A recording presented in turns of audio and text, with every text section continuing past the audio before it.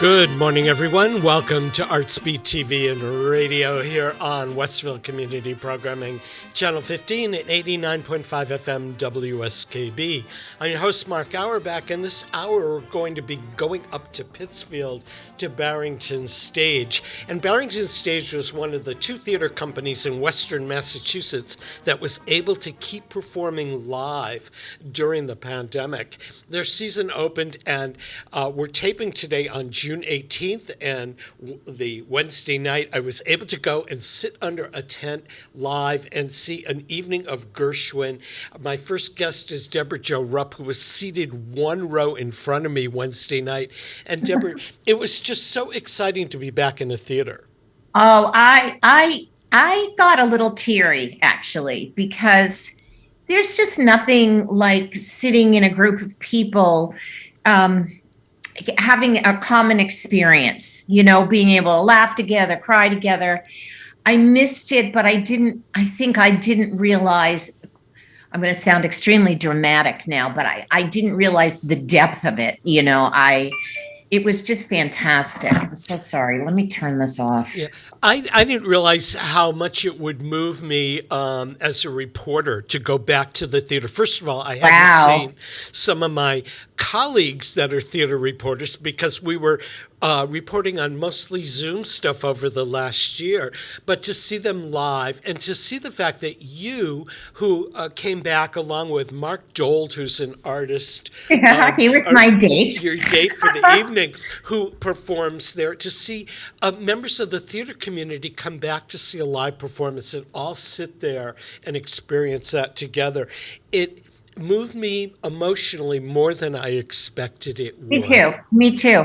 Exactly the same. Yeah, I know. So you're back at Barrington Stage, and for people that don't know, your face might look familiar because you've done that 70s show on TV, but theater goers will know you from many roles that you've done. You played Dr. Ruth at Barrington Stage and at Theater Works, which is another theater in our neighborhood and also in New York. I love that theater. You did this fabulous play called The Cake a couple of years ago.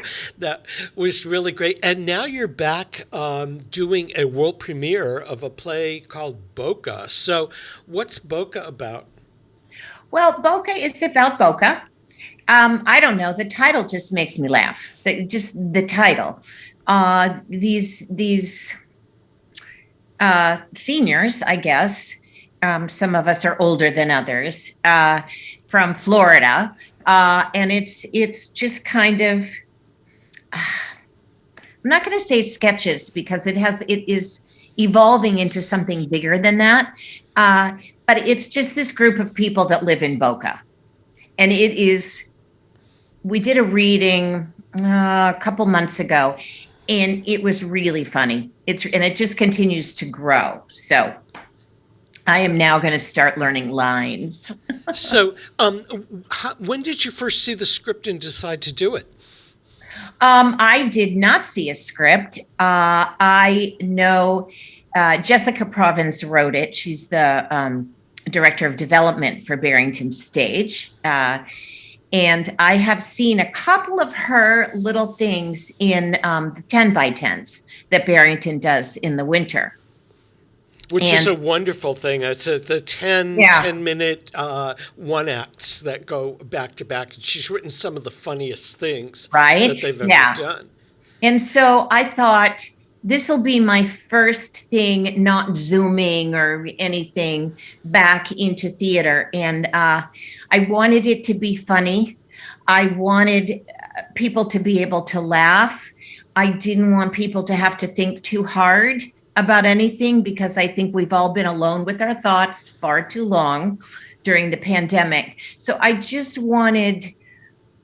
wanted some joy. That's what I wanted to do. And then this presented itself. So I just went, oh, I'm in. I'll do it. This sounds like a good thing to come back to. So it's in the tent that we were in Wednesday night. It's in August, so I'm hoping it's not too hot. Well, hot would be Boca, so that sort of works. That's so true. That is very true. Yeah. I got to ask you, have you ever been to Boca? I've never been to Boca, but I've been doing some research. I have an imagination of what Boca is. I have a very clear picture in my head, which I will use. Yeah, But I think, I know nothing about Boca except I live in a condominium complex where a whole group of neighbors winter in Boca, and all they can do is compare Boca to Longmeadow, Massachusetts. Well, and they'll say, "Well, in Boca we have this, and in Boca we have that." So I sort of think of Boca as a senior citizen land of Oz. oh, see, that's so good. So I didn't know whether you would to research the show. You flew down there, or on what they call the Miracle Worker flight from Hartford to Boca, West Palm, or whether you're just reading about it. And I'm watching videos. I like to watch just normal people in where they live, and there's a ton of them on YouTube. So I just go on YouTube and write Boca, and then I just watch what comes up. Well, I'm kind of looking forward to this particularly. How much rehearsal time will you get, and how much do you think that they'll revise being a new play from the day rehearsal starts until you actually open? I think there will be a lot of revision. I love working on new plays. But my problem is once I learn the lines, they're just in my head. It's a done deal. So if you change like a couple of words, I do a brain glitch. So I'm not going to learn. I'm going to start learning what I think will stay, and then I'm going to have to just do a mad catch up. We have a longer rehearsal process. I think it's 3 weeks because it's a new play. And there's a lot to figure out. But I think it will be revised, I think, as we go along. And people will get ideas, and we all know each other. Peggy Farr Wilson is in it. Robert Zuckerman is in it. People, familiar faces. You'll see a lot of familiar faces. And you've worked with all of them before, too, in the Barrington Stage Folk. Yeah. So you like doing the premiere works and the new works and things like that. I do. You're one of the people that is part of the creative economy of people who live and work in the Berkshires. What drew you to come live here in addition to work here? Well, when I started out, I lived in New York City for 17 years. I was an extremely late bloomer. I had to work a full-time job, so I couldn't do summer theater. I couldn't make connections that way. So I took acting classes until I wanted to die, and that was my acting at night. And then when I was 36 years old, I got asked to do this play that had been written for Terry Garr, but she wasn't available to do the workshop. So an acting teacher said, use Debra Jo Rupp, and then I just stayed with it. And it just opened everything up for me. But I had to stick it out for a while. And then when I got to Broadway, I realized that I was not going to make enough money to ever own a house or have a yard. So I thought, okay, now I'm 40. I think I'll go to Hollywood. Because there's so much work for an actress who's 40 in Hollywood. But I went, and it just clicked immediately. I was just so, knocking on wood, I was so lucky. And then I got that 70s show that ran for 8 years. It was always supposed to be temporary. I was going to just make money to get my house. But 70s show lasted for 8 years. So I ended up being in Los Angeles for 17 years. Then my very best friends in the world that I met in New York, they followed me out to LA. They hated it. So they moved back to the Berkshires. And I said, well, you can go, but there has to be a lot next door to your house, so I can live next door to you and build a house. And that's what I did. That sounds great. And what have you liked the best about living here and having the opportunity to work where you don't have to commute? It's amazing. It's just amazing. And there is so much there's so much art out here. I knew the Berkshires because I knew it was Berkshire Theater Festival was what was called then. And I had friends that were lucky enough to be able to do it during the summer. And I would come and visit and see their shows.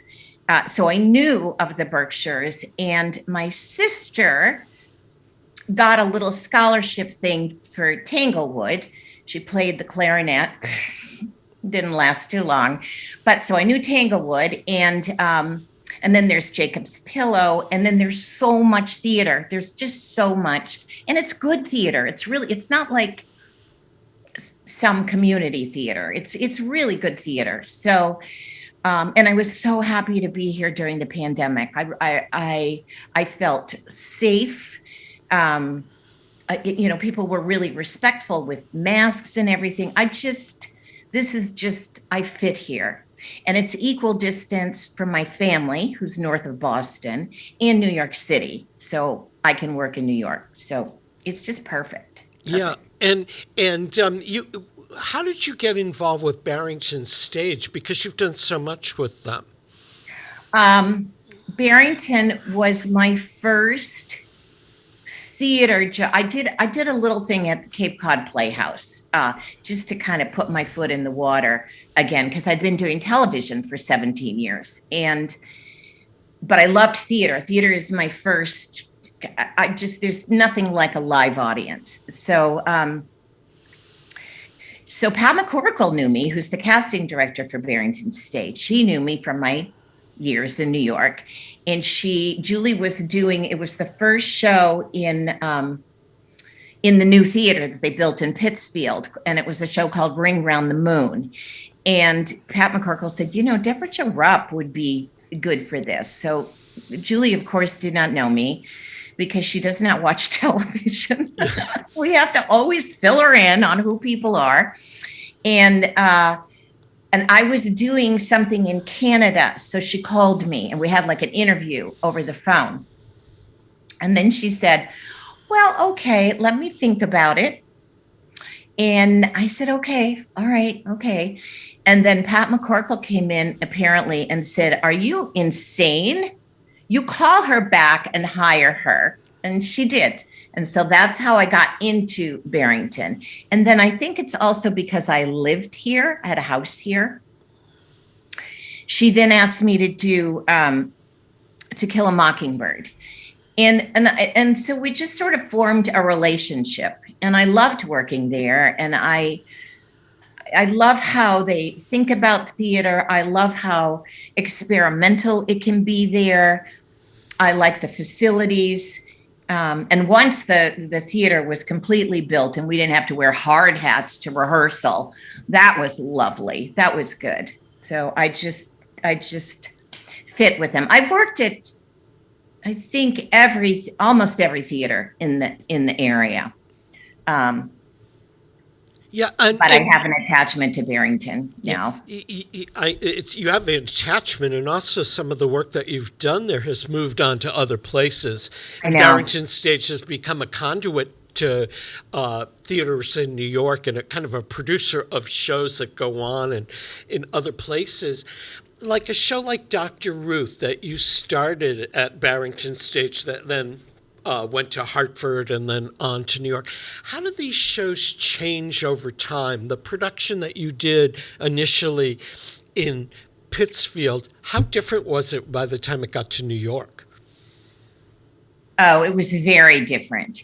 The show, when we first did it at Barrington, it was long. It was very long, and it had an intermission. I remember that. And I mean, it completely held, and the audience loved it. But it needed to not be so long. And so then we brought it back in the fall. I think there was always kind of an understanding that we were pushing to get it into New York. So then in the fall, it got shorter, and I think it was still had an intermission. Then when we took it to Hartford, we took the intermission out. We cut, I don't know. Yeah. 3/4 of an hour out of the show. And 45 minutes, I think. I mean, it was a lot. We got it down to an hour and a half, and that's what it needed to be. That's what it needed to be. So, And you did something similar with the play, The Cake, Barrington Stage, and then yeah. on. So you Manhattan Theater Club sent me the script and asked me to do a reading for them of this play. And I started reading the play and I went, oh my God, this is mine. This is absolutely mine. And then Manhattan Theater Club decided not to do it at that time. And then I was like on the way to a Christmas party in a cab in New York, and this little tiny theater in LA, the artistic director called me because he knew me from acting class, because see, that all paid off for me.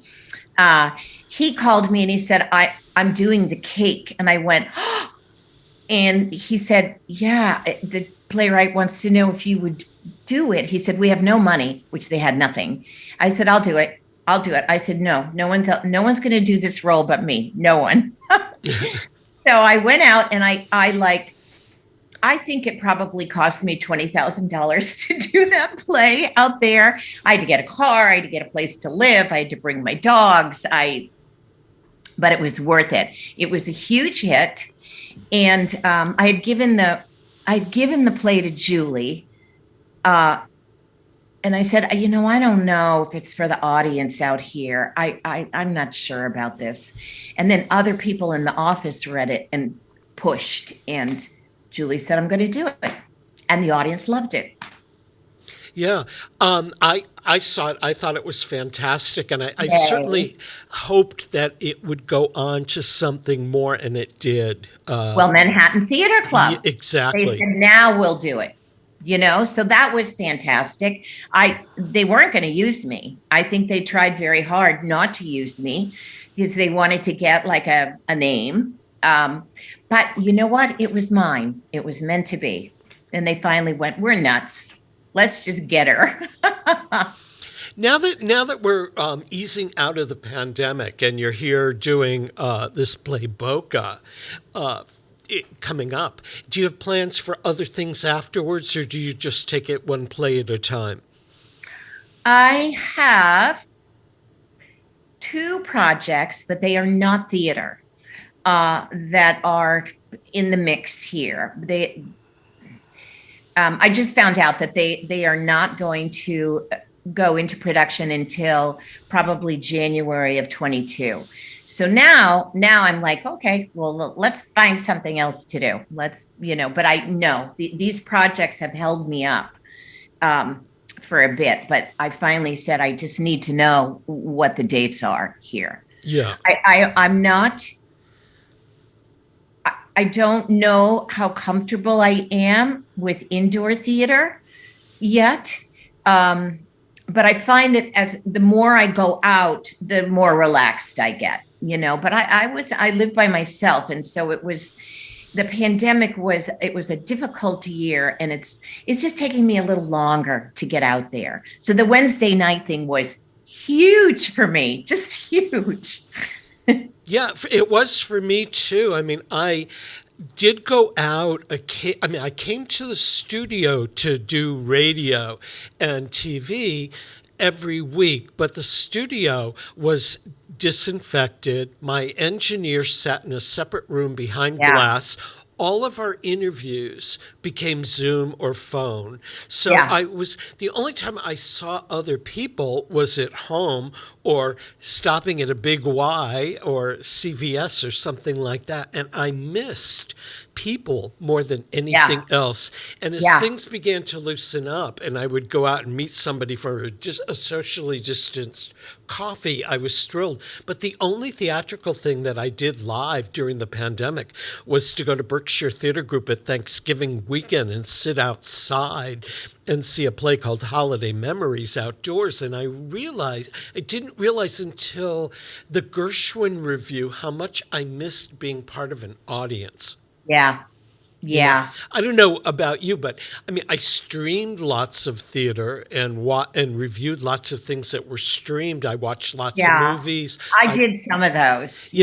And there's something weird about seeing a play streamed where you can put pause on and get up and go get something to eat or do something else or check mail, and you don't get totally involved in what you're watching. But No. watching the Gershwin the other night, I was totally involved and forgot the energy that an audience can have with the people on stage and vice versa. And I don't know, for you as an actor, I'm not an actor, I don't go on stage, but for me as an audience person, I needed that experience so much after a year and a half.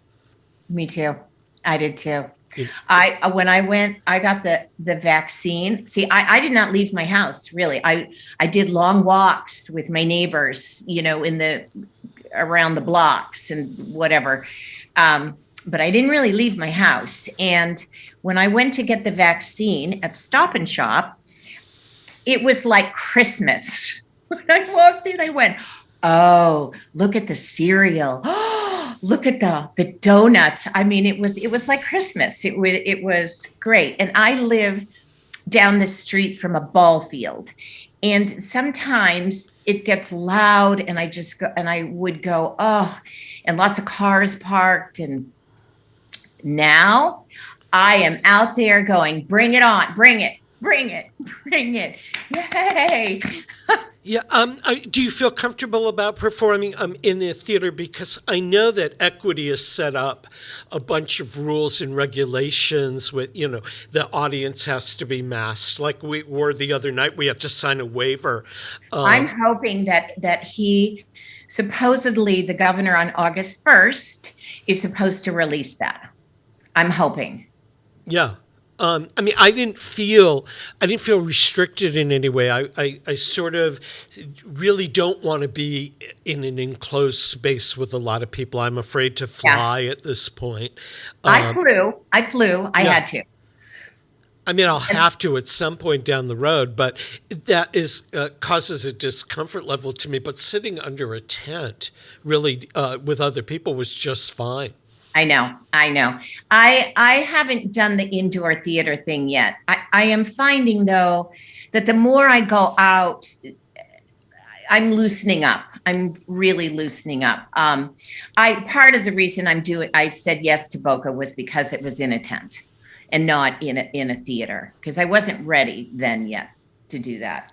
Yeah, I started in March before I was vaccinated, having very socially distanced gatherings on occasion with people I knew that weren't really going out. In fact, I one day met a friend in Lee at the Starving Artist Cafe, which is one of my favorite places, and we sat very distanced drinking our lattes and stuff, but I needed that interaction. We did. I have a group of friends here that get together, and I had a big birthday in February, and I got a fire pit, and I pulled it out in the driveway, and we roasted hot dogs. We were freezing outside, roasting hot dogs, and that was my birthday party. That's what we did, just to keep sane. That sounds absolutely terrific. So, are you in rehearsals right now for Boca, or is that about to start? We start into July. We'll start. Yeah. I'm not sure when we open. I probably should have looked that up. Yeah, we should probably tell people while we're chatting here that if you're interested in going to see Boca or any of the other things that Barrington Stage is offering, including the Gershwin that we just referenced, go to their website, barringtonstageco.org. And the really important thing this summer, if you want to go to theater, is because of the restrictions that are in place, you just can't walk up and buy a ticket. You need to get your ticket in advance. And you need to expect that you'll be required to wear a mask when you go to the theater. It's part of the rules that Actors Equity is performing by and the governor has stated for theater. So if you are one of those anti-maskers, you're not going to a show this summer. But order your tickets in advance. And again, Barrington's barringtonstageco.org. And we're chatting with Debra Jo Rupp. We only have a minute or so left here. Debra Jo, when you're not rehearsing or performing or walking the dogs, what are some of your favorite places that you'd recommend to people that are going to head up to the Berkshires this summer? Oh, wow. Well, I don't, there's lots of theaters and there's lots of theater to see. I am going to say that I know that Boca is really selling. So people should get their tickets now. You mean like restaurants and stuff? No, I mean, are there any, if you have visitors coming up for a weekend or something like that, what are some of the things you would want them to see in the Berkshires? Well, the hiking, we do hiking and nature things, and the rivers and the canoes and the lakes here are beautiful. And there's a candy store in Great Barrington called Robin's Candy, I think. That is, have you ever been there? No, now you're whetting my on. appetite. You have to go. It's all the old-timey candy. Remember when there was penny candy and, stuff like that you could buy? Your engineer has, and it's wonderful. Yes. What? Yeah, I remember all that stuff, the little sugar things on paper. Yeah. He has all of it, and it's just, it's a little, well, it's an okay sized store, but it's just to the rafters of everything you grew up with, and like fudge, and I go there every Christmas, and I bring my family there. It's one of the things they look forward to, oddly enough, but it just came into my head. Where do I go? Robin's Candy. Okay. We've been chatting with Debra Jo Rupp, who is a Western Mass Berkshire County resident now, a member of our creative economy, who is starring in a brand new play called Boca at Barrington Stage Company. And you don't have to fly to Florida to see Boca now. You can just drive up the pike. It opens later this summer at their production center tent on Laurel Street in Pittsfield. And it's a great place to go see a show. Saw one there the other night. And I look forward to seeing you in that. And thanks for joining us this morning. Thanks for having me. It's good to see you. Good to see you, too. We've been chatting with Debra Jo Rupp from Barrington Stage Company. We're going to take a break, acknowledge our underwriters that make programming like Artsbeat possible here, and we'll be back with more from Barrington Stage Company when we get back, so don't go away. Support for community radio on WSKB is provided by Betts Plumbing and Heating Supply Company, an independent, family-owned wholesaler serving Westfield for over 50 years, specializing in plumbing, heating, and industrial piping supplies. On the web at bettsplumbing.com or at 14 Coleman Avenue in Westfield. Support for the community programming of WSKB is provided by the Dunkin' Donuts Shops of Westfield and the Sardinia family. It's nice to know that even as the world changes, Dunkin' Coffee remains the same at 7 convenient locations throughout Westfield. Underwriting for Community Radio on WSKB is brought to you in part by Rockies. Over 30 convenient locations throughout Massachusetts, Rhode Island, New Hampshire, Connecticut, and Florida. One of the nation's largest ACE dealers.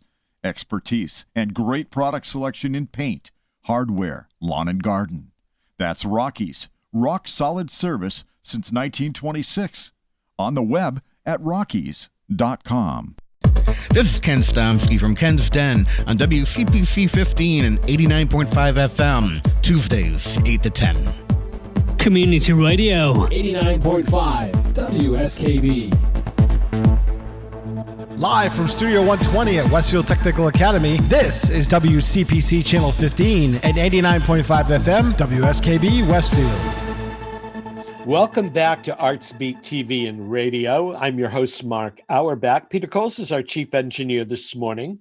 And we have this great opportunity to meet the prolific playwright, Mark St. Germain.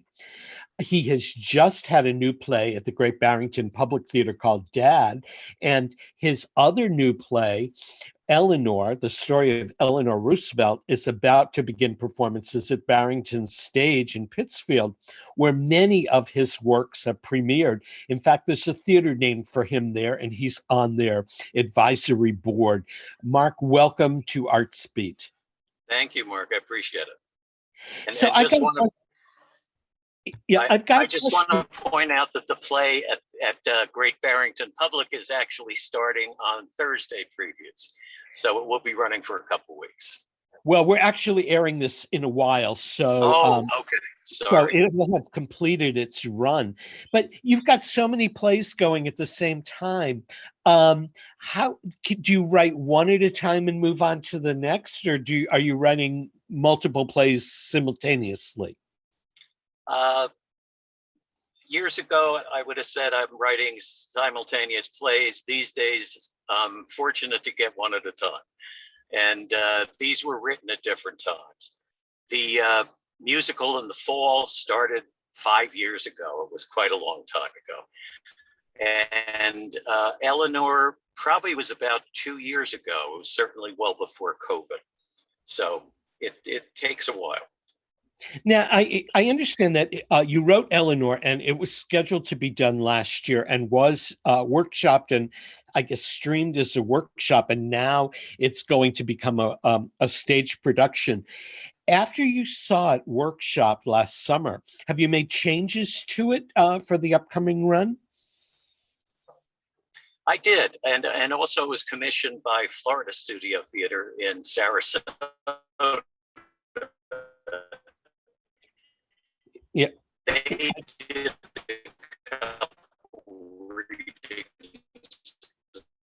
I think we're losing your audio. And they'll be doing it. And yes, because usually it's easy to blame an actor for not giving the performance you would like and you'd envision. With Harriet, it's you that are always wrong.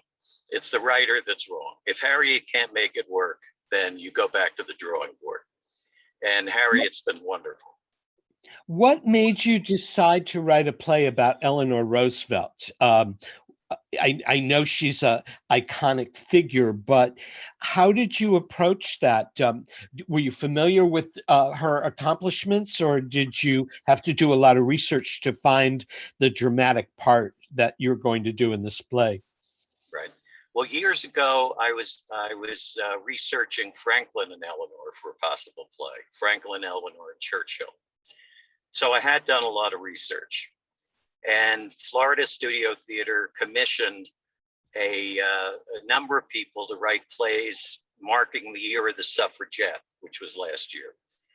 And in trying to think of somebody who really made an impact, I just kept coming back to Eleanor Roosevelt. She was really the heart of the Roosevelt administration.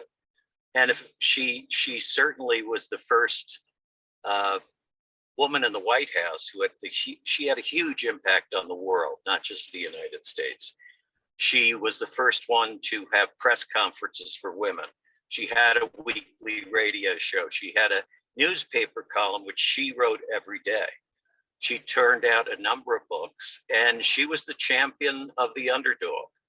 She was the one who went to Roosevelt and said, you have to do something about the boys coming home. They're afraid they won't have jobs. What are we doing? And that was the start of the GI program. When the Japanese were being put in a prisoner of war camps, she fought it. She was huge on Black rights when nobody really was at that time. When Marian Anderson was refused to sing in Washington at the DAR hall, she got it arranged so she sung, I believe it was before the Lincoln Memorial, and had it on the radio, so it reached millions of people. And I could go on and on. I admired that about her, and I admired her outspokenness, which I don't think anyone today comes near. As you were writing it, I mean, she was a very prolific writer and speaker, and she's one of the first I guess, first ladies, where there were radio recordings and things you could go back to. Did you use any of her writings or any of her words or speeches as you began to build the particular script? I did. I used, there were a lot of books I used in research, and among them, her autobiography, different speeches that she had, and there was so much information in other biographies about her.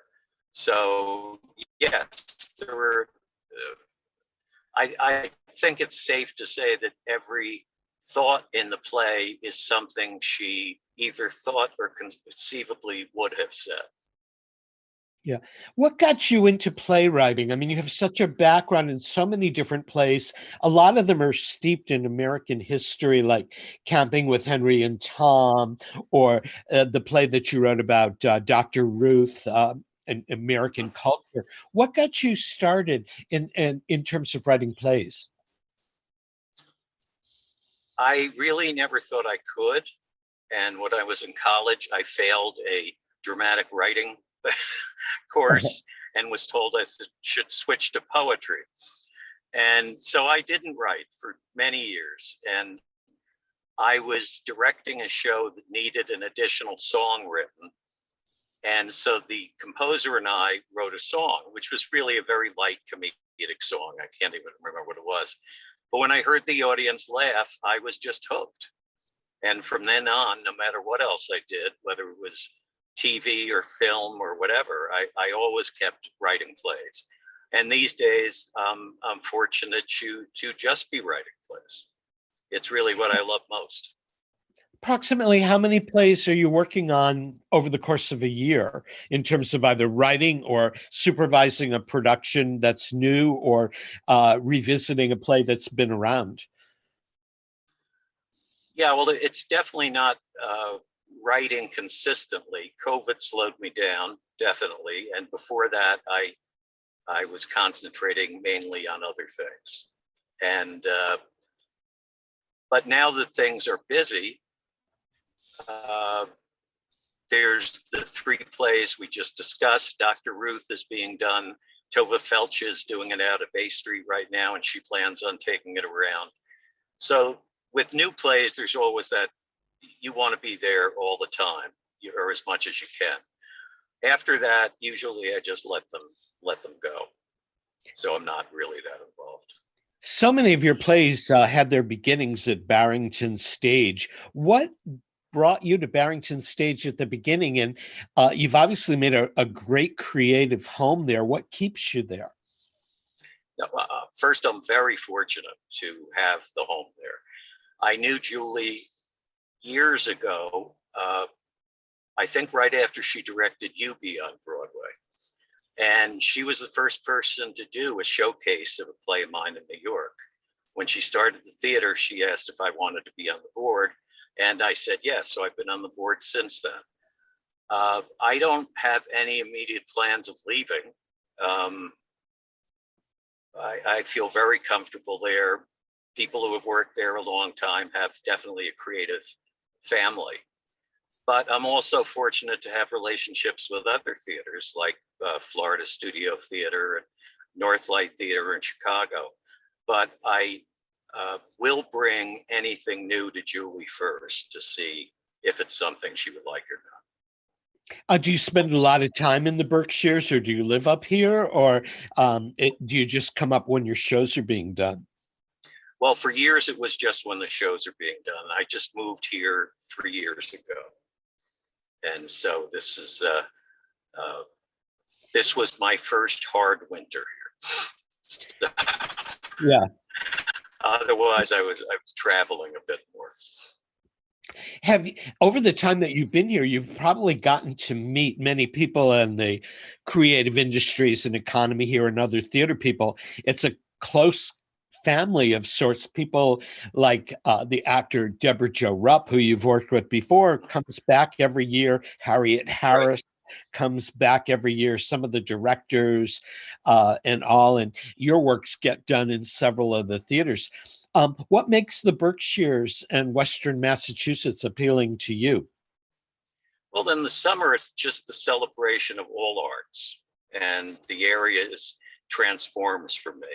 To have Tanglewood, to have the dance company, to have three theaters, three major theaters up here. That's wonderful. You have a beautiful setting and entertainment, New York quality. So it's a wonderful place to be in the summer. And that's why a lot of New Yorkers will head up here for the summer, because of the weather and the scenery and the opportunities. And of course, a lot of them have moved up here year round because the access to New York is relatively easy. Right. Other than the fact that it was a rough winter and a pandemic, how did you like being here in what they call the off season? I'm not a fan of the cold. And so usually I try to, if possible, to get something going during the winter somewhere warm, whether it's being in residence somewhere or teaching somewhere, and just at least get a break from the winter. But the rest of the time, it's beautiful. Fall, spring, summer, it's wonderful. How long does it take you to write a play like Eleanor? When did you, is it a commission play or did you bring it to Barrington Stage? And how long did it take from the beginning to this rehearsal period now when it's about to open? Well, it was Florida Studio that commissioned it, Florida Studio Theater. Barrington has commissioned a number of plays, like they commissioned Dr. Ruth, they commissioned at least half a dozen of them. The research is always what takes long, not the writing, at least for me. And once it's researched, then it kind of falls into place as long as you catch a voice that seems to be Eleanor's or whoever you're writing about. And when I look back on why the one person plays, aside the fact economically theaters can afford to do them now, and that's going to be important. I can remember as probably I was in high school going to see some of the William Luce plays, like the Emily Dickinson play, and he did a Will Rogers play. I believe he even did a Barrymore play. And I thought those were fascinating. I just, that kind of one-on-one with the audience and enacting their lives. I've always thought that was interesting. I haven't done many of them because it's so tough for an actor, but this seemed to be appropriate. When you were writing Eleanor or you were writing the play about Dr. Ruth, did you have an actor in mind that you were writing for, or did that, and once you found the actor who was going to interpret that play, did you change the play in any way to fit the actor and make it more of the, like, for example, with more Harriet Harris as Eleanor? No, with Eleanor, I did not have somebody in mind, but once it was written, I thought Harriet would be perfect. But that didn't come to mind. I usually don't write with somebody in mind. Dr. Ruth was different. I thought that it might be very difficult, and I needed somebody who I already knew was talented, somebody you could count on. And Debra Jo Rupp just came to mind. And I called Debra Jo and I said, how would you like to do a play about Dr. Ruth? And she kind of hesitated, and she had the same reservations I had, not knowing Ruth. What is it about, the TV show, the radio show? And I said, well, that's a small part of it, but she was also a sniper in the Gata. She was on the Kinder Transport. She and I went on, and she said, I'm in. And so once she was in, we both went to Julie Boyd at Barrington Stage, and Julie was excited about it. So that, a lot of it was researched because Ruth has written so much about herself. And I interviewed her children and interviewed Pierre LaHue, who was a close associate. And that was written fairly quickly, probably in a couple months. And then after it was done at Barrington Stage, it came to Theater Works in Hartford before going to New York. Did you go into rewrites, or was it pretty much the same from its premiere into New York? At Barrington Stage, it had a lot of rewrites. At Barrington, it was a 2-hour play, which I don't know how Debra Jo did it, but we realized we wanted to get it down in time to 90 minutes, maybe 100 at most. So there was a lot of cutting. Once I could stand back of an audience and see the reactions, see when they were shifting in their seats, when they were laughing, that helped shape the play. And Debra Jo along the way had thoughts, and Julie Boyd, who directed it, had thoughts. So it really didn't change much with theater works. Most of the work was done in Barrington Stage. Now, when somebody like Tova Feldshuh decides she's going to do the play, will you go back and work with her at all? Or will you go see the show, or will she just take what's there and interpret it in her own way? Well, Tova was interesting because we had many discussions about certain sections.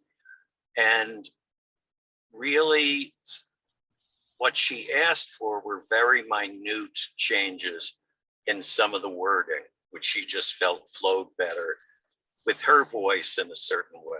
There was really no new material added. I did go to see her at Bay Street Theater, when was it? Maybe last week. And she was wonderful. She has a very large following, deservedly. And she was the totally different Dr. Ruth, very accurate Dr. Ruth. I've seen a number of them, which I normally don't do, but Dr. Ruth loves to see them and drags me along. So, we both enjoyed Tova's performance very much. And I enjoyed Debra Jo Rupp, who did it. I mean, at Barrington Stage, that was very special.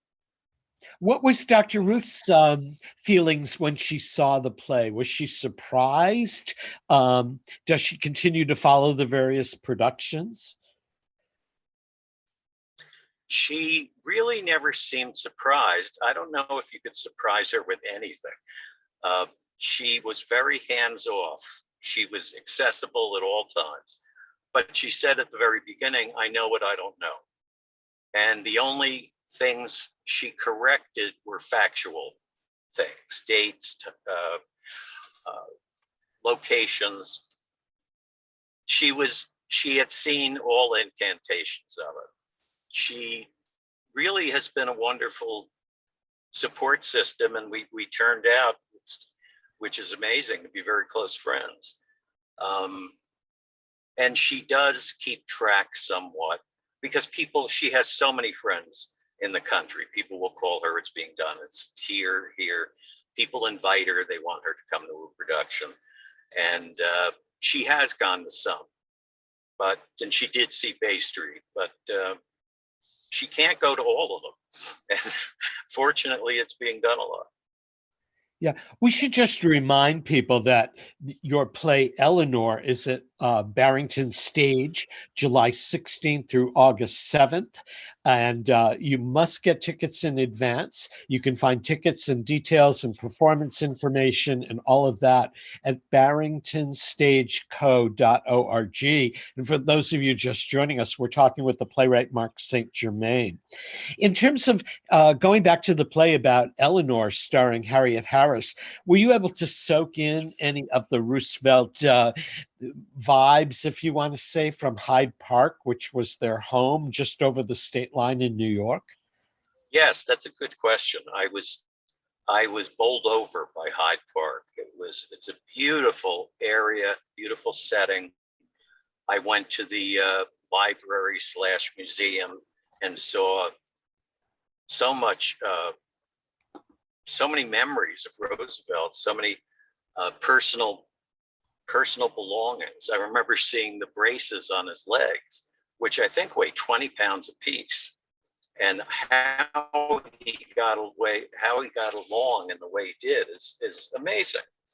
And so that was definitely inspiration to be at Hyde Park.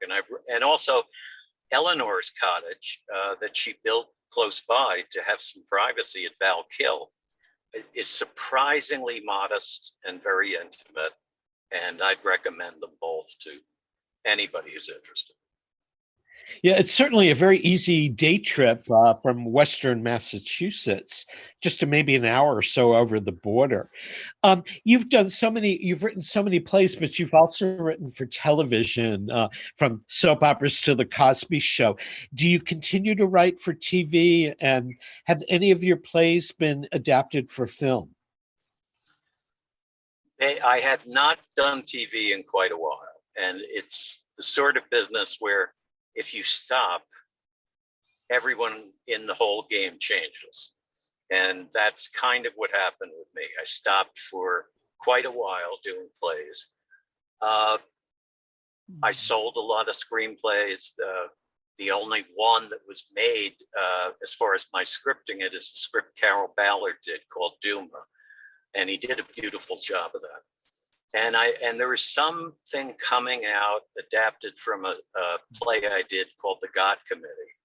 I haven't seen the movie and don't know how it is, but it was based on the play. Yeah. Do you ever go back and look at some of the plays you've done when they're revived? So I know you've followed Dr. Ruth around, but what about some of the others like Camping with Henry and Tom or Freud's Last Session? Your plays are constantly produced around the country. Do you get a chance to go see productions, or once it's done, do you move on to something else? Usually I move on to something else. One of the first musicals I did with Randy Quartz, who's also a resident in the Berkshires, was a little adaptation of Gifts of the Magi. And they did it, I think, for 10 years at the Lambs Theater in New York every holiday. And we kept futzing with that for years, even after it was published. That's the only one. I mean, I haven't touched Freud. When Barrington Stage did Camping, I altered a few little things, make it more appropriate to our time. I do, if someone invites me to a production overseas, I usually go because it can be very entertaining. It can also be shocking. I've seen things that I wouldn't have believed how they were adapted to the stage. I've seen Freud almost turned into a boxing match between Freud and Lewis, even though Freud was near death and a much older man. I've seen in Dancing Lessons, another one, all of a sudden, towers of books started flying into the air. Now, that had nothing to do with the play. And when I asked the director, he said, well, love is magical. And you can't say much to that, but seeing them is always enjoyable. What's the most interesting production of yours that you've seen done in a foreign country? I would say in Scandinavia, a production of Dancing Lessons, not the one I just talked about, but they had some kind of a government grant to merge film and theater. And so some of the scenes, it was amazing to watch. All of a sudden, the lead character would run off stage, and the next minute you see him running down a street and coming into a party where everyone looked at him, and someone made a toast, and they somehow did it where somebody even handed him a glass of champagne and he took the champagne. It was just amazing to watch the technology of it, and it was a good production. It was fun. You're one of the few playwrights around that has a theater in the Berkshires named after them. And I know you're very much involved with Barrington Stage as a board member.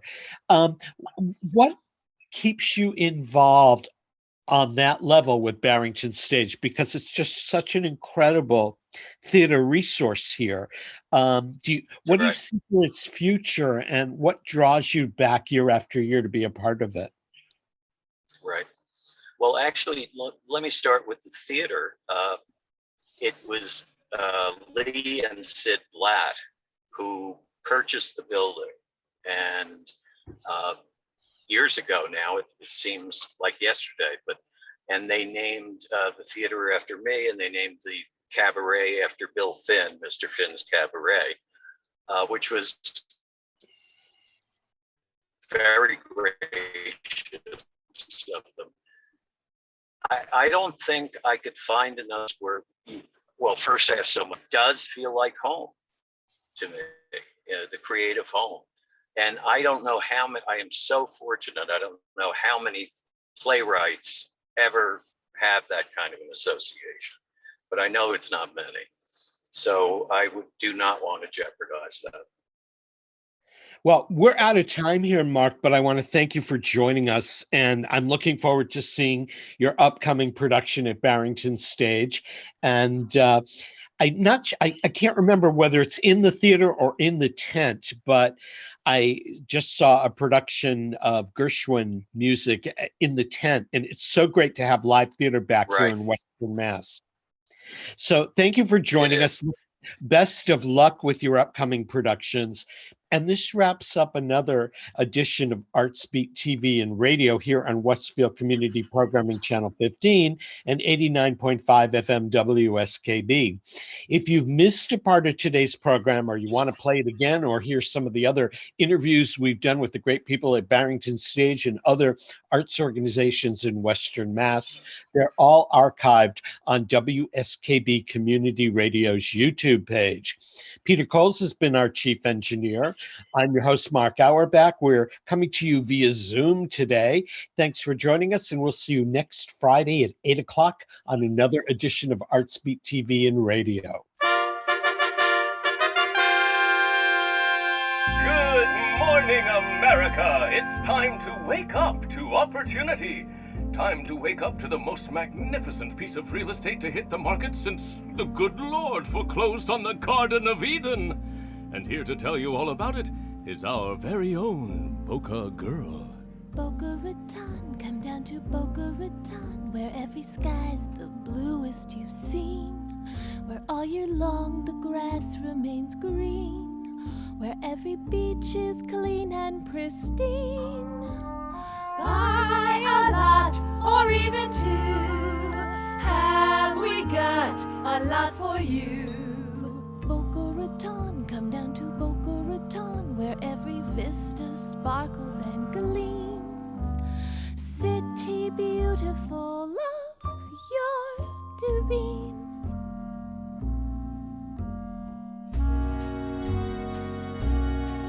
The city beautiful, a work of art in itself. The city beautiful could be displayed on a shelf. A picture perfect place, a place of grace and space. A world of seaside sports and leafy malls. A world of highlight courts and concert halls. A world of boating, hot spring, golf links, tennis, Newport, Saratoga, Venice. Boca Raton, you'll covet. Boca Raton, you'll love it. best though not to delay.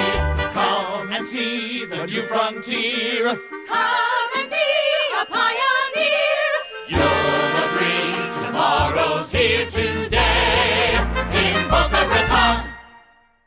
Wilson Meisner Friends issuing you an invitation. Put your feet up, close your eyes, and join me on a VIP tour of paradise.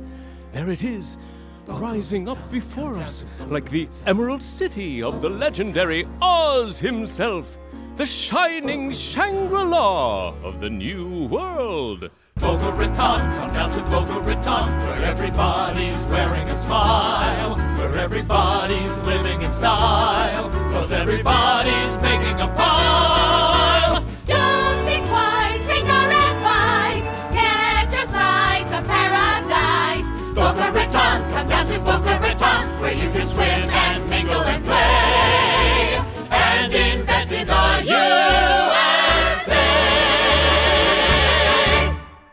Friends, let me ask you something.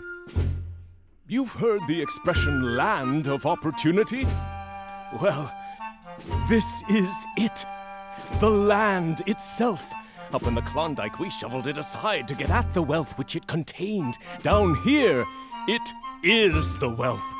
God bless America, my friends, 'cause you can buy it, you can sell it, and it can make you rich. Buy it now, sell it later, and get rich quick. Pick a spot, buy a plot when the spot gets hot. Sell the lot, my friends, you know what you got really rich, really quick. Bound to make a bundle, sure thing. Bound to make a bundle, bound to make a bundle. Just a matter of time. Just a matter of time. Buy today, sell tomorrow, and get rich quick. Don't delay, beg or borrow, or come what may. To your sorrow, you'll rue the day that you didn't say, I want to get rich quick. Can't you hear the knocking? Hear that sound? What is that that's knocking? All around, that's opportunity knocking. Every property's prime, and the views are so bright, and the values just climb, and climb, and climb, and climb, and climb. What is life, my friends?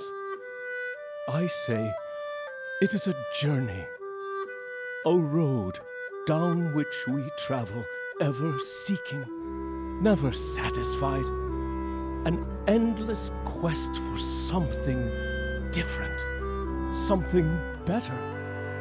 Onward we go, restlessly reinventing ourselves, searching for something that already lies before us. For in America, the journey is the destination. Or it has been until now, until tonight.